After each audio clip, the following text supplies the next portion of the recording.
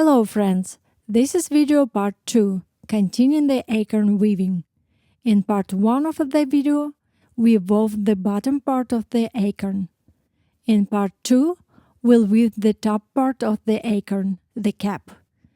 If you want to start weaving the acorn, I recommend beginning with part 1 of the video.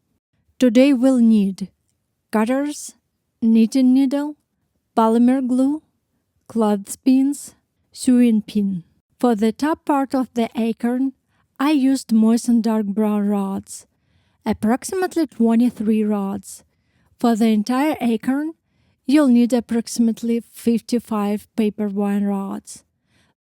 Please don't forget to watch the video on our channel about how to moisten the rods and how to store them during your weaving project. The quality of your finished piece depends on this preparation. Let's begin weaving. Take 6 rods and divide them into pairs, 2 each. This will be your stakes. Lay them in a cross formation on top of each other in a snowflake shape. Press them down with your fingers so they hold this position. You can glue them together if it makes it easier to hold the weaving at the very beginning. Take 2 more rods and join them together. This will be your weavers. Insert the rod with the cut end, cut at a sharp angle, into the other rod with the shaped butt end. Twist the rods into each other. I explain this process in detail in a separate video on the channel called Splicing Rods. Let's immediately mark the first stake with a pin. This will always show us the beginning of a new row. This is important.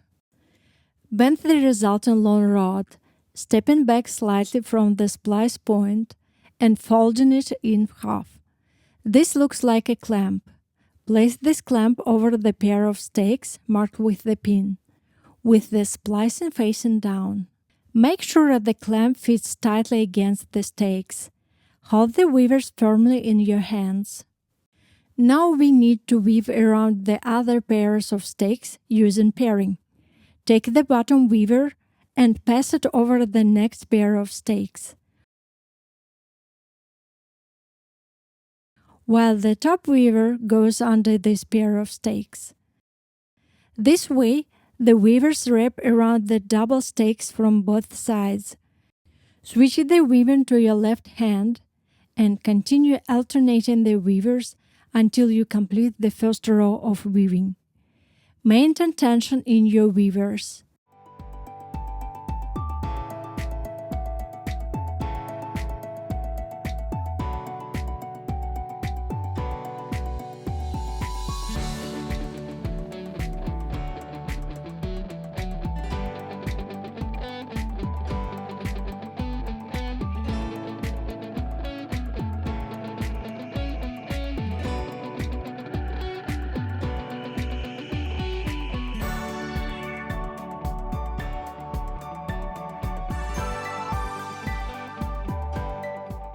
Close the first row before the stake marked with the pin.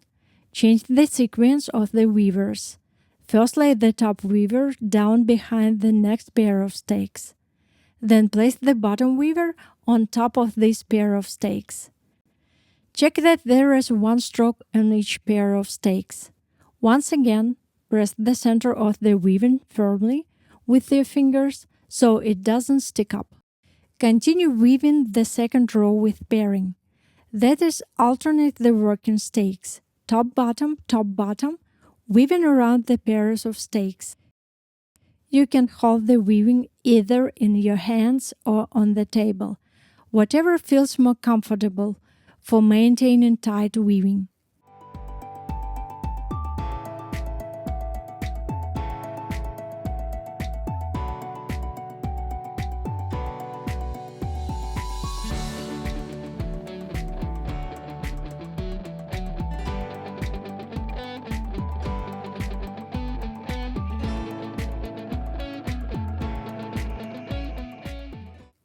If the weavers become short, splice them. Remember, the splice should pass behind the stakes and not be visible on the front side. Don't forget to close each row. Here is the first stake. Before it, we must change the sequence of the weavers. First, lay the top weaver down behind the next pair of stakes. Then place the bottom weaver on top. Check that there are 2 strokes on each pair of stakes, and the first stake already has the first stroke of the third row. Continue weaving around the pairs of stakes with pairing. If the weavers become short, split them.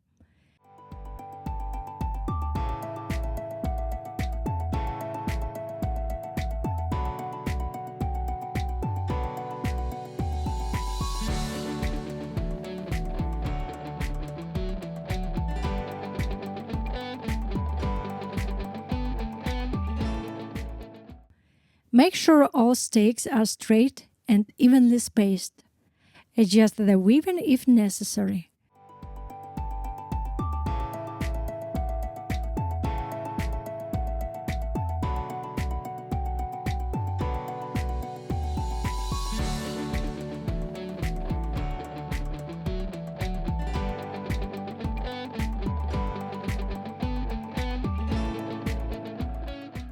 Close the third row by changing the sequence of the weavers.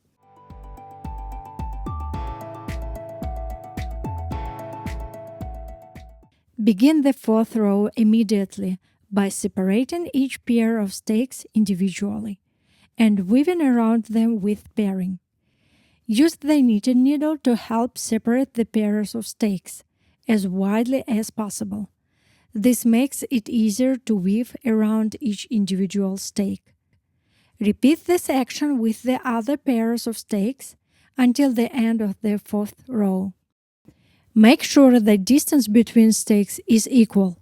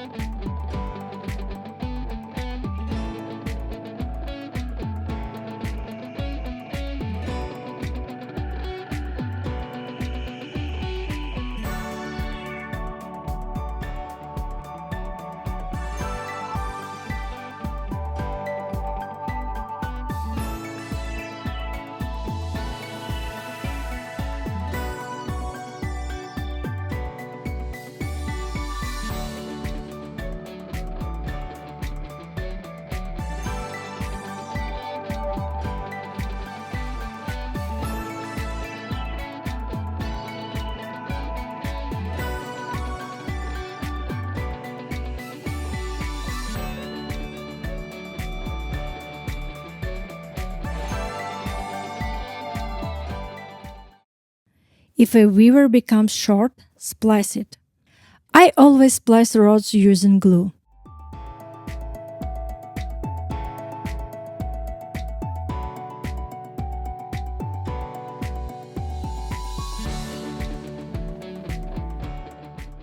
Close the fourth row by changing the sequence of the weavers.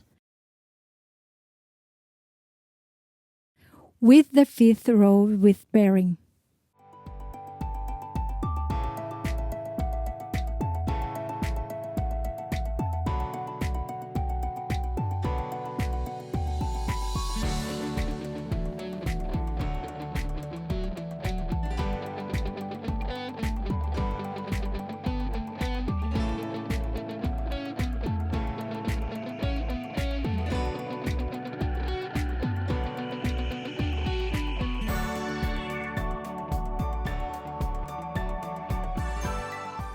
We've now woven 5 rows. Let's place the bottom part of the acorn against what we've already woven. Our weaving completely covers the bottom part of the acorn, which means it's time to bend the stakes along the bottom part of the acorn. Also, the distance between stakes is increasing and needs to be compensated by adding 1 rod to each stake. We need to take new rods and insert them next to these existing stakes. I am holding half of 6 long rods. This length will be sufficient for us. Make an angle cut on each rod. This makes it easier to insert the rod into the weaving. To the right side of each existing stake, use the knitting needle to make space in the weaving and insert the prepared rod. Insert the pointed end. This helps the rod go deeper in the weaving. No glue is needed. Make sure the new stakes don't protrude beyond the weaving on the reverse side. Be sure to check everything and use the knitting needle to tuck them inside. Insert additional stakes throughout the entire weaving.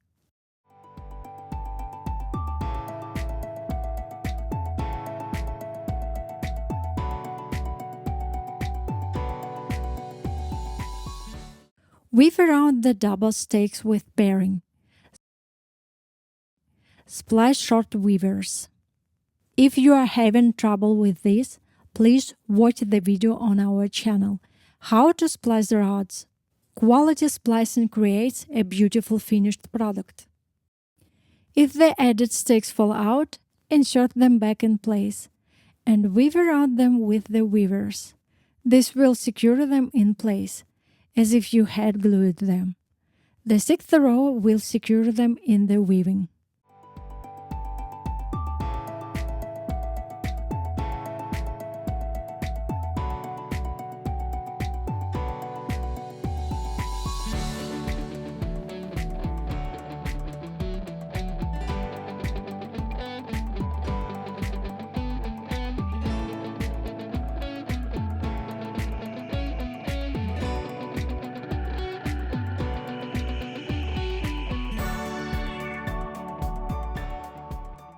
Again, place the bottom part of the acorn.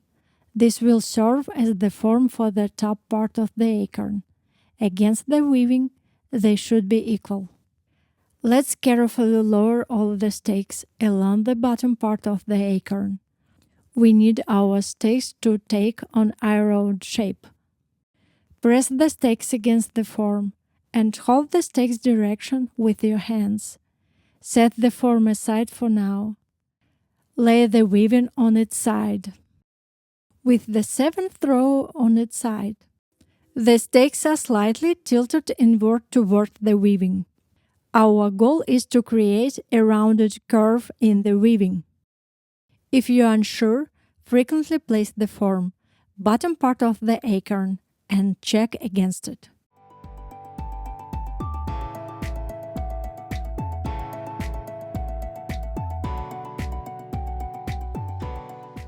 When splicing weavers, use clothespins. Secure the weavers to the weaving or stakes with clothespins to maintain the tension you've given them.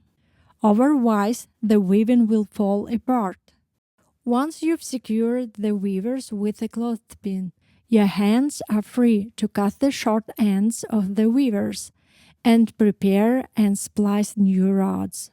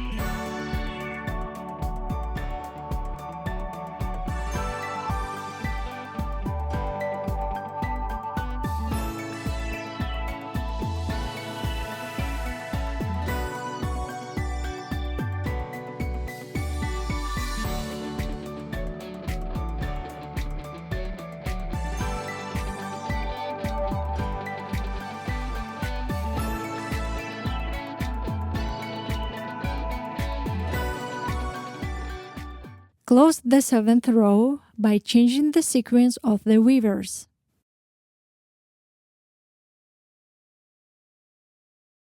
Adjust the spacing between rounds. It should be even. When weaving the eighth row, tilt the stakes even more inward. Place the form and check. There should be curve in the weaving.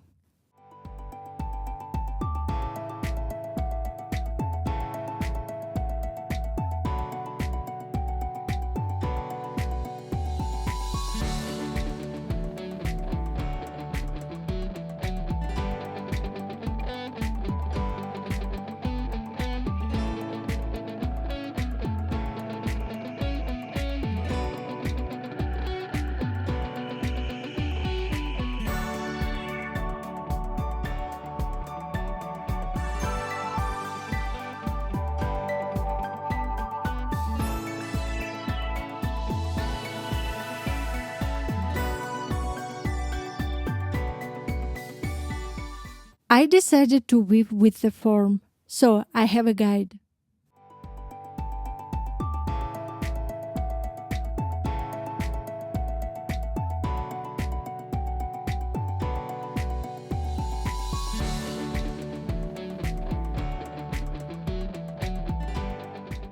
Pay attention. Notice how I support the splice point on the weaver when making a stroke. I press this spot with my finger behind the stake to reduce tension at the splice point, since the weaver simultaneously pulls all the stakes together and participates in weaving. It's under strong tension. Otherwise, you might weave a row and discover that your splice has broken, requiring you to unravel the row and splice the weaver again.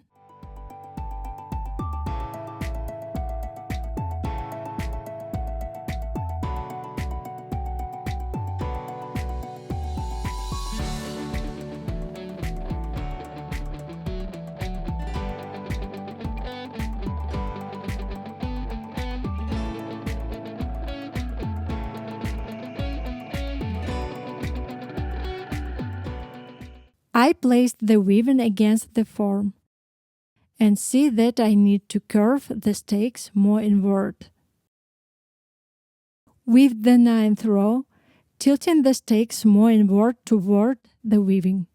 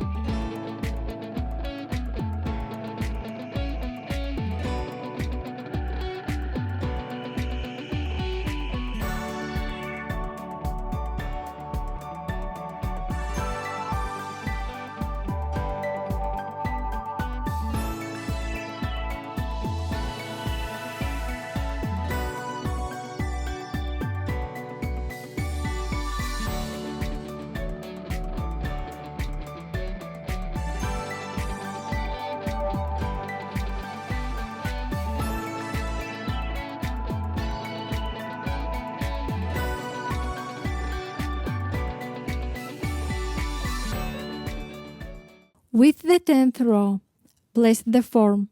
The stakes needed to be tilted more inward and try to draw them inward and toward the center with the weavers. I find it easier to determine the degree of the stakes tilt when I press the stakes against the form and secure them in the needed position with the weavers. My stakes are now perpendicular to the table. Notice how I constantly squeeze the stakes around the form. This helps me better understand how much more I need to weave and at what stake angle. You can pull on the weavers to reduce the circumference of the acorn cap.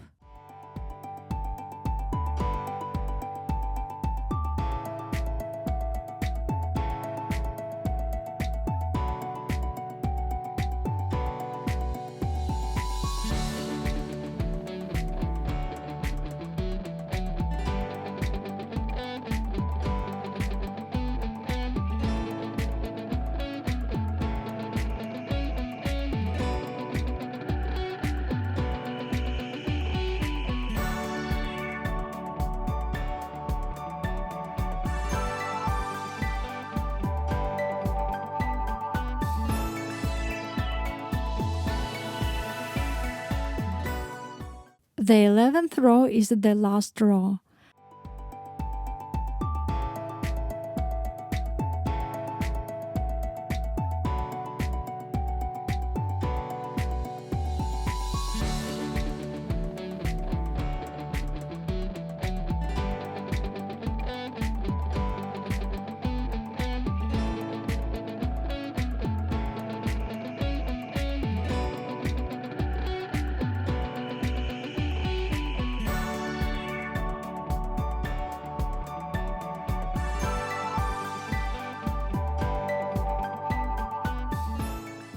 I weave it even closer to the form, placing the stakes against the form and weaving around them until the end of the row.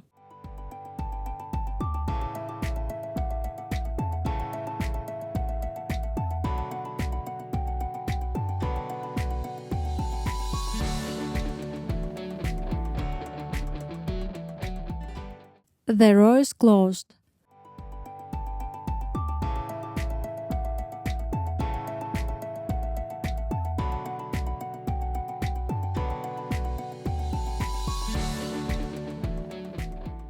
Pull the weavers as if tightening the weaving around the form, if necessary. The weaving should lightly touch the form. Check your work. It should look like this. One weaver emerges from under the stake marked with the pin, and the other emerges from under the previous stake. Cut the weavers so that 1/4 inch shows from under each stake. Hide the cut ends of the weavers behind the corresponding stakes. Watch how I do this and repeat.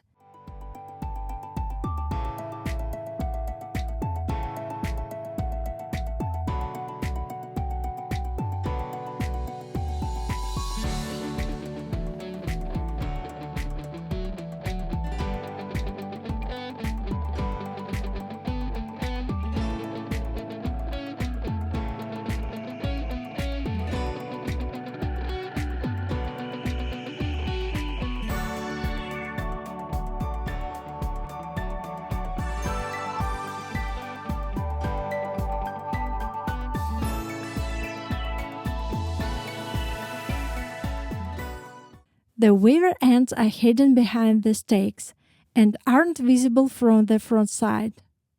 Cut one stake from each pair of stakes. Important: cut only the right stake. Be very careful not to cut the left stake or damage it. We need it for the border finish. We'll work the border from left to right for right-handed people. If you accidentally cut the left stake, take a new rod, put a drop of glue on its end, and insert it to the left of the cut stake. This is how your weaving should look: stakes on the left and stubs of cut stakes on the right. Let's start the border finish from anywhere in the weaving. I use rod scraps to reserve space in the weaving. Press a scrap behind the first stake, where I started the border. Bend the stake to the right and pass it behind the second stake, bringing it forward. Then place a rod scrap behind the second stake, parallel to the already bent first stake. Then bend the second stake to the right and pass it behind the third stake, bringing it forward. Then take the leftmost rod that's in front and lay it behind the standing fourth stake, and bend the standing third stake to the right toward it. Lay them parallel, this is important. Then bring both first and third stakes forward. Trim the rod that lies between the standing stake and is pressed against it, so that 1/4 inch remains behind the stake. This part will cover the cut stub from the old stake. Hold everything tightly, so the border doesn't fall apart. Take the leftmost rod that's in front and wrap it around the fourth standing stake from the front. Pass it behind the fifth standing stake and bring it forward. Then bend the leftmost standing stake to the right and pass it behind the fifth stake, bringing both forward. Trim the rod that lies next to the standing stake so it covers the stop from the old cut stake. Continue this way with the remaining stakes. Give the border the correct direction, tilting it inward so the bottom part of the acorn fits tightly into the top part of the acorn, like a lock.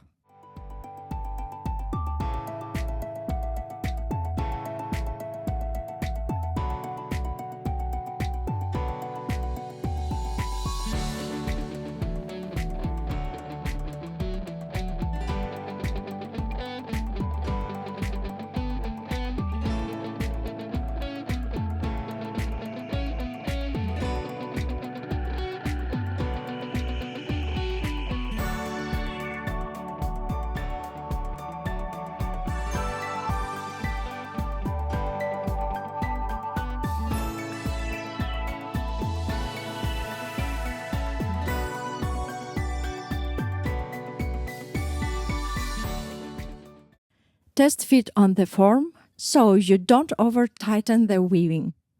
If it's too tight, spread the border apart with your hands.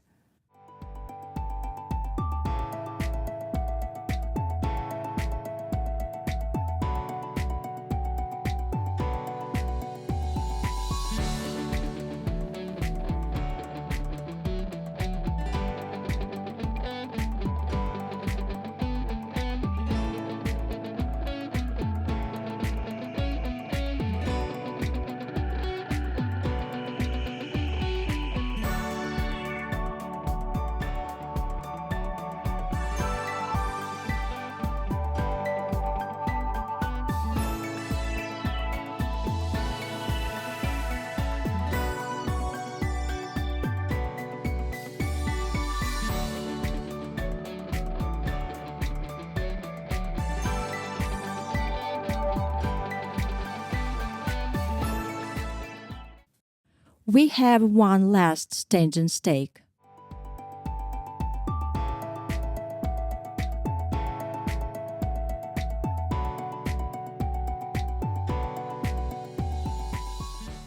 Take the leftmost rod and pass it behind the third stake. That's already part of the weaving. Put it in place of the rod scrap and bring it forward.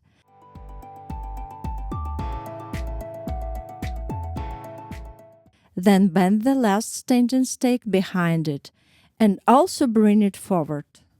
Be sure to adjust the border so the strokes slide tightly together and don't fall apart. Trim the stake that covers the stop of the old stake.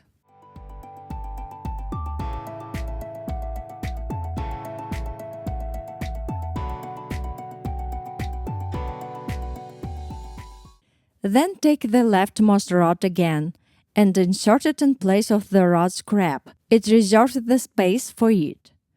To prevent the rod from creasing, gently press it along its entire length. This will reduce bending.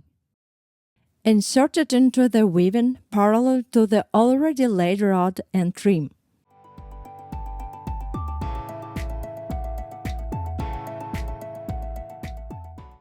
Insert the remaining rod into the weaving, passing behind every other stake, behind the third stake, under 2 strokes. I am using the knitting needle to show where the rod should pass.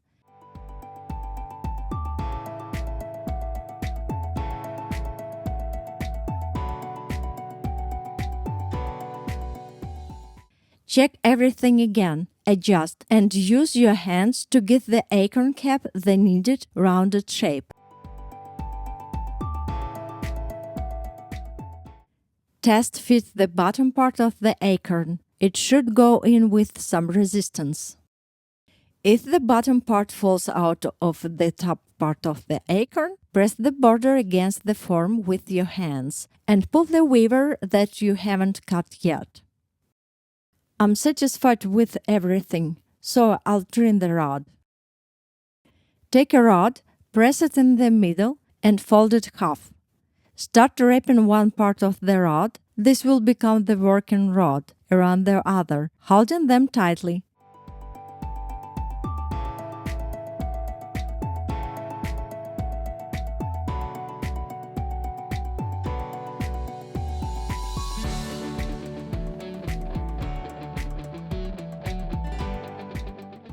After making 2 strokes, add other rod in the middle. This will give us the correct stem thickness. Wrap the weaver around the 2 rods.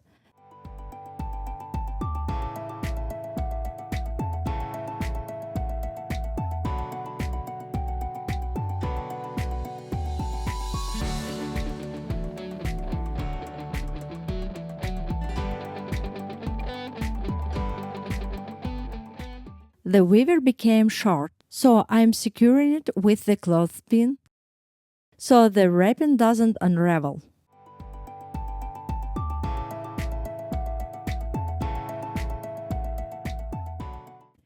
I spliced the weaver and press it along its entire length. Support the splice point or you'll put the rod out. Continue wrapping, holding the splice point firmly with my finger and continuing to wrap the weaver.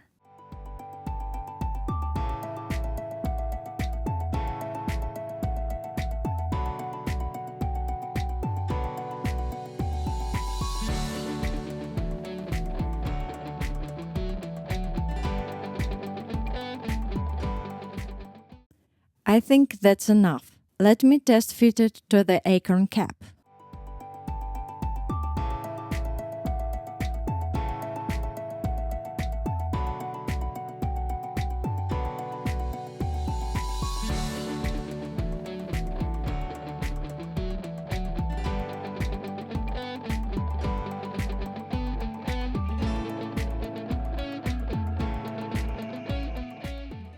I left 11 strokes on the stem for my acorn.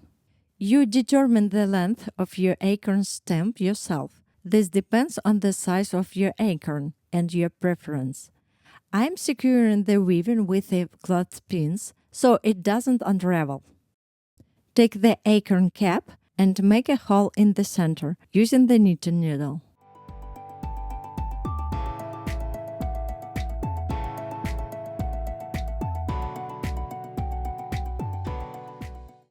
Separate the strokes to a sufficient size for 2 rods to pass through. Push first one rod that the weaver was wrapped around, then the other. For easier pushing, use the knitting needle. Insert the needle into the hole, then place the butt end of the rod on the needle tip and push the rod into the hole. The rod goes in easily. Repeat with the other rod.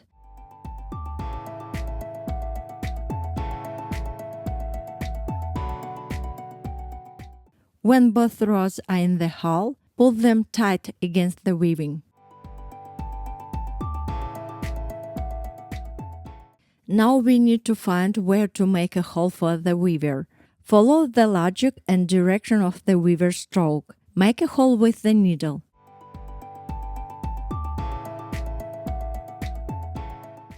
Thread the weaver through it and bring it to the reverse side. Pull tight.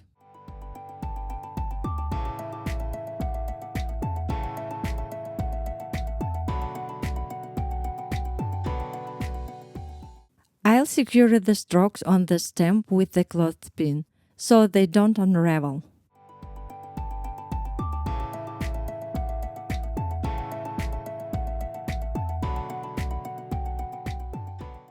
Now let's look at the reverse side of the weaving. 3 rods need to be hidden in the weaving so they follow the weaving pattern and don't stand out. I decided to arrange the stakes this way. I trim and hide the rod end in a weaving stroke. It should be firmly tucked in.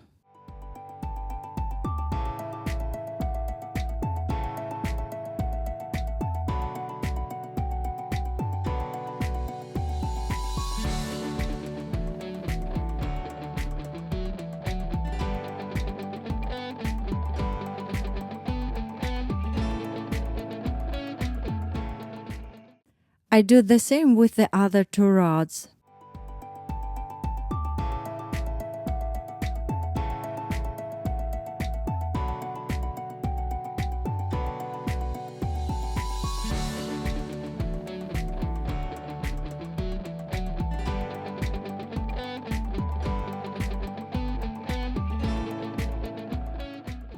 Here is what I got. The weaving should look neat on the reverse side too. I adjust the acorn cap once more to make it seem round. We finished the top part of the acorn. Here is how the finished acorn looks. You should completely dry it and cover it with a thin layer of acrylic varnish. Thank you for watching.